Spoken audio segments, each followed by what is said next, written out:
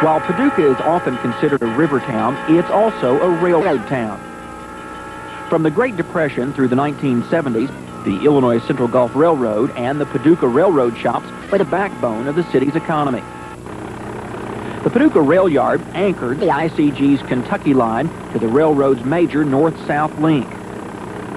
In 1979, employment at the ICG Paducah shops peaked at about 1,300 employees. By 1986, it had dropped to 35 employees. A general downturn in heavy industry hurt rail transportation, and an adversarial relationship between management and labor had cut railroad profits. The railroading as we once knew it is a thing of the past. You know, when I started railroading, you had a little depot in every town, and most everything that came to town or left from town went on the railroad. We saw that change with the construction of the highway systems, particularly the interstate highway systems, to where the smaller packaged goods now move on truck or by air, and it's relegated the railroads pretty much to a hauler of bulk commodities. If you look at the records of all of the railroads in this country, the tonnage originated and the work for railroad employees has declined tremendously since 1960. The difference between then and now over the past, well, I had 26 years with the IC, and in all of those 26 years, unemployment or employment in the rail industry, and IC in particular, was decreasing at a rapid rate. The decision had been made to sell off portions of the Illinois Central. The Illinois Central Gulf Railroad eventually became IC Industries. The company diversified, moving into soft drinks, foods, and other products that appeared more profitable than the rail line. The changing economy and the general decline of railroads prompted the company to sell a number of its shorter, less profitable lines. And it's with pride that I can tell you that indeed Jim Smith and I have purchased the ICG railroad system from Paducah to Louisville. That's where Jim Smith and David Reed stepped in. The two affluent Livingston County businessmen purchased the Paducah to Louisville line.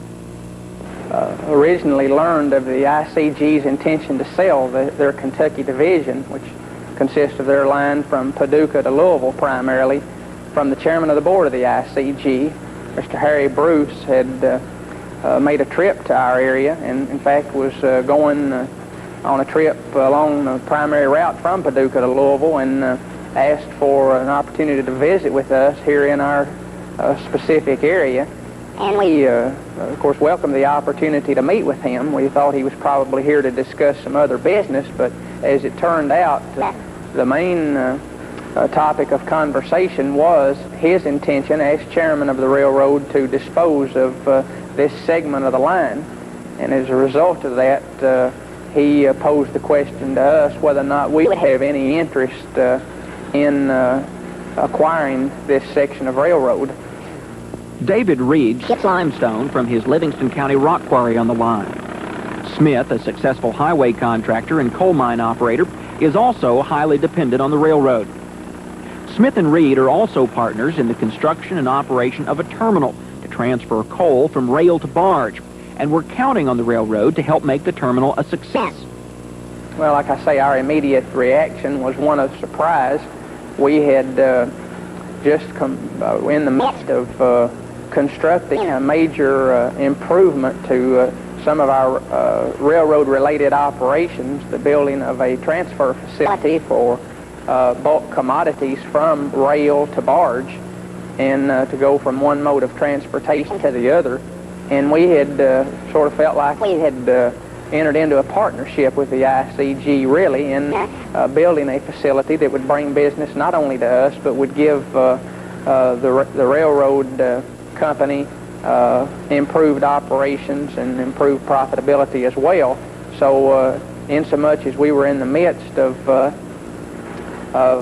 constructing that facility and had been in somewhat detailed negotiations with them about that construction, we were shocked. That was our initial reaction, that all of a sudden what we thought was our quote partner had decided that they were going to dispose of their operation. Smith & Reed purchased the ICG Kentucky line and the Paducah shops and began operations as the Paducah and Louisville Railroad and VMV Enterprises.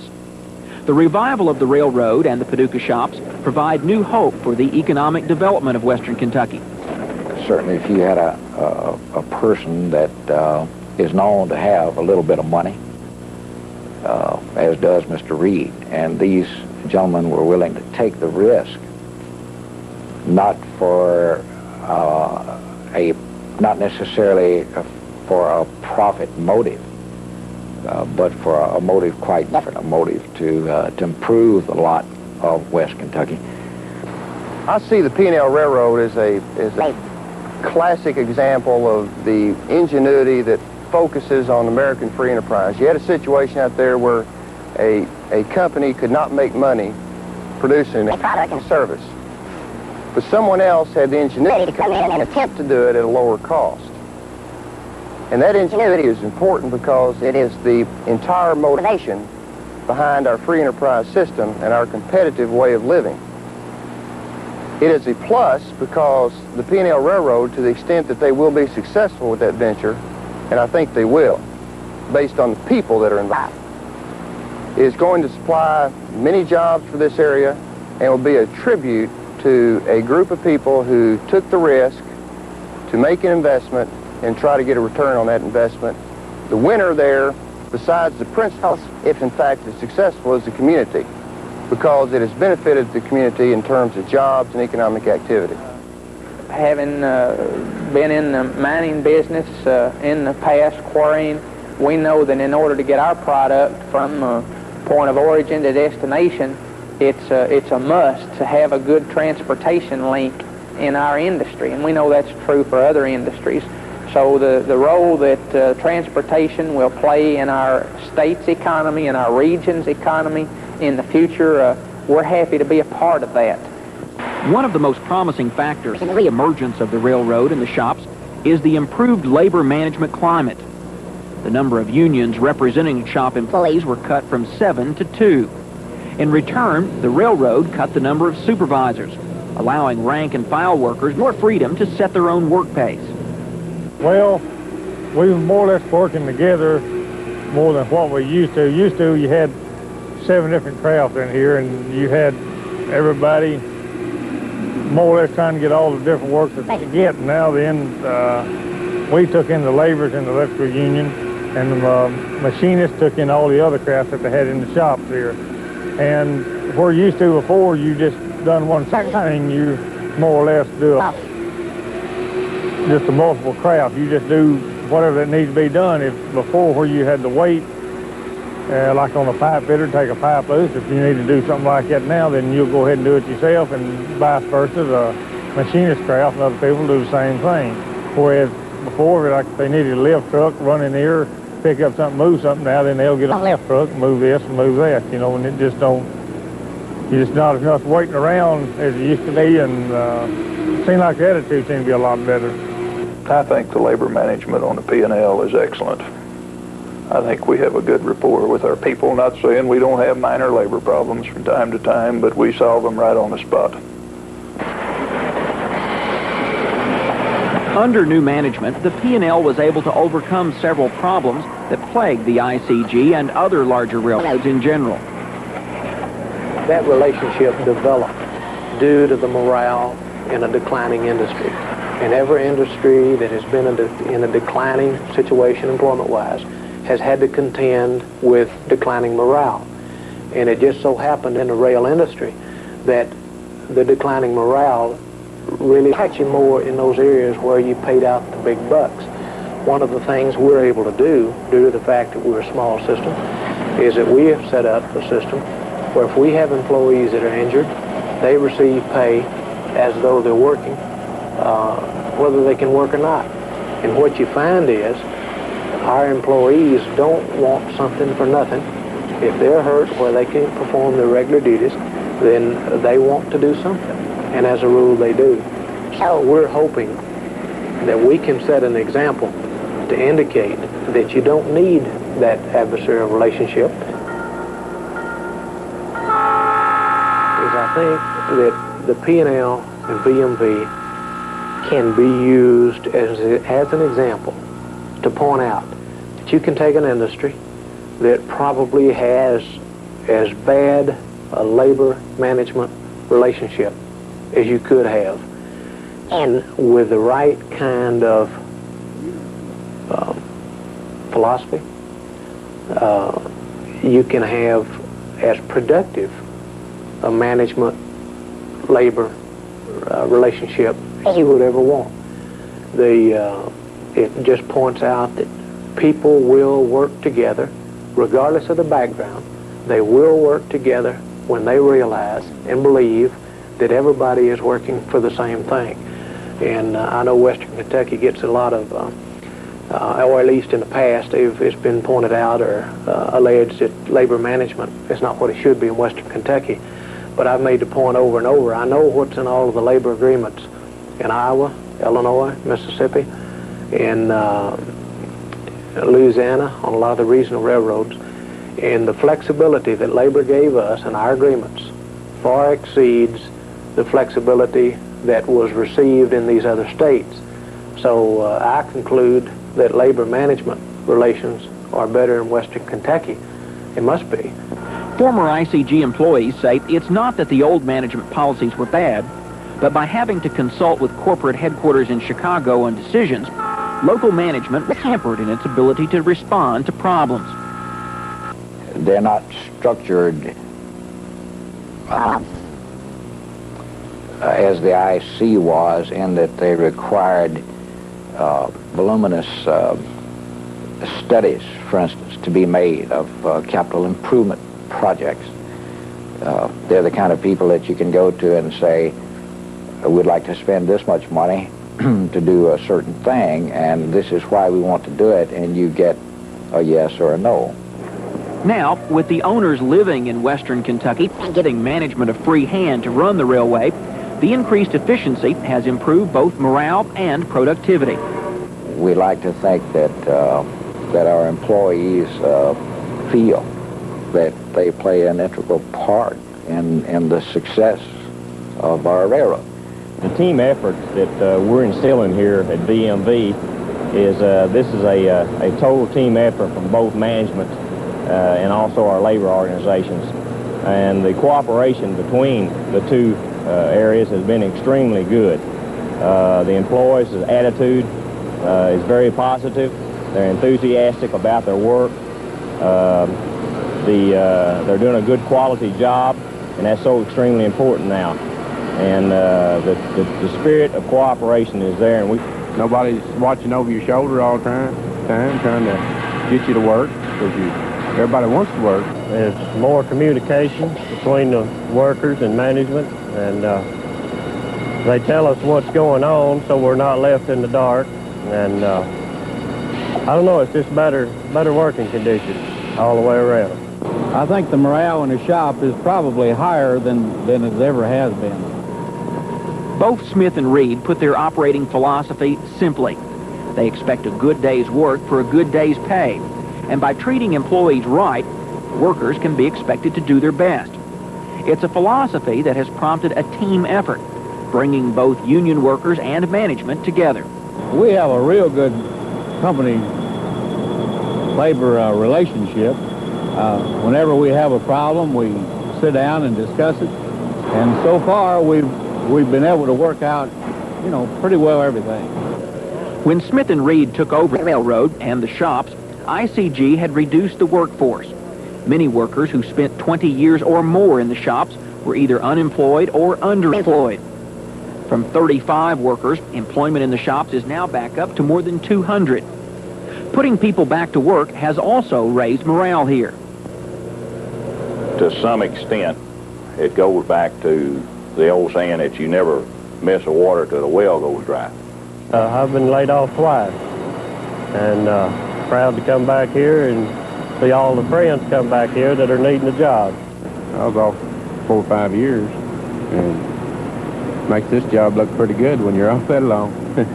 never did find anything really steady, so I'm glad to be back. Having to try to make a living without this place, they saw this as an opportunity to have a good job here, and they're putting forth a good effort, a genuine effort, to make this thing successful in order to keep a job here. And of course, the management of the shop is doing the same. In the beginning, we didn't really know whether to classify the shops as an asset or as a liability. We knew that it had been a great performer in the past, but we knew that for some years it had been on a downhill slide, and quite frankly didn't know a whole lot about the shop and its potential. The Paducah shops also started a major marketing program, seeking out business from other railroads that needed locomotives rebuilt. Under ICG management, the Paducah shops used the term Paducah built to represent the pride and quality that goes into locomotives remanufactured here. We've spent a lot of time trying to get the word out that we are here. We've got the same management people here, an average of probably 25 to 30 years. All of our workers are the same workers, former ICG employees with, again, 25, 30 years experience doing what we do. And we are seeing now that we're being successful getting that word out. It's with a great deal of pride that I'm able to stand here today and thank Alfredo Montiel and the Mexican government for the opportunity to let West Kentucky workmen and our workforce in West Kentucky provide them with Paducah-built locomotives. The Mexican government placed one of the first major work orders for 15 locomotives. The shops also purchased 40 used locomotives to be rebuilt and then leased to other railroads. In fact, I think that one of the major reasons that we got the Mexican contract was that the Mexican officials of that railroad and that government were impressed with the attitude of the people in the shop. We think it's a real plus, and certainly our people are to be commended. Another plus for this particular shop, General Motors has a good shop. Obviously, they make the things when they're new, but they're not equipped as we're equipped for refurbishing. In fact, we think we can safely say that we have the best locomotive refurbishing, reworking, rebuilding shop in the world, right here in Paducah, Kentucky. The change in management is most visible to the public in the appearance of the railroad right-of-way. P&L Railroad started a major maintenance program, clearing weeds and brush and improving highway crossings. Jim and David and all their fine people at P&L, you talking about good neighbors. They are good neighbors. If you don't believe it, you look up and down this track, how they've cleaned it up, and the things that are continuing on. And a big portion of the credit for this project certainly goes to P&L. The P&L Railroad has emerged with a new image, both among the public and its customers. In railroading, marketing and holding your business kind of go hand in hand. Primarily with the customers, we had a little bit of an image problem that we had to not only protect but somewhat to change. I think the customers now believe when you tell them something.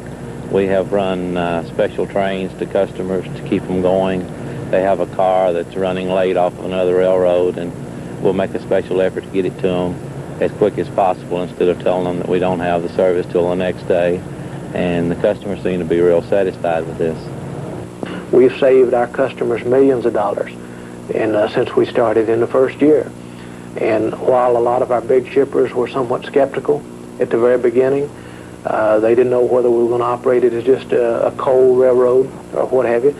I think they're satisfied now, and they realize that we're going to operate the railroad to serve all customers. And the improvements we make in the railroad are making it better for all of our customers. It's making our customers more competitive. And we've done a lot of things with a lot of our industries that have helped them in a lot of ways to be more competitive since we took over. So any way you look at it, it is a win-win situation. The people out on the railroad, they're doing the job. You've heard the old saying of, oh, that's a heck of a way to run a railroad. Well, that doesn't apply to ours, we don't think, because we think our people are out there getting the job done and satisfying the customers. And speaking of the customers, that's the other people that it takes to make a successful operation. And when we've been able, through our other people in the organization, to develop a good relationship with the customers, we like to think at least that we are close to our customers. We are cognizant of their needs, and particularly with our background as shippers on the railroad line, we think we understand what a shipper on the railroad looks for as far as service and relationship with a railroad. So we feel like that's another base that we have in our businesses, the people aspect, where we've laid the groundwork for future successful operations. We try and operate a little smarter. From the marketing standpoint, like I said, we're not what you could call a cheap railroad, but we got a good railroad to run on and provide a good quality service at a very fair price. We were told by Mr. Reed and Mr. Smith that they expected the railroad to be set up to make money. They wanted it, all of the old inefficiencies cut out.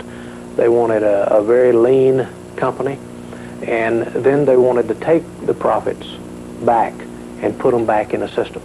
And we have taken them at their word, and that's exactly what we've been doing.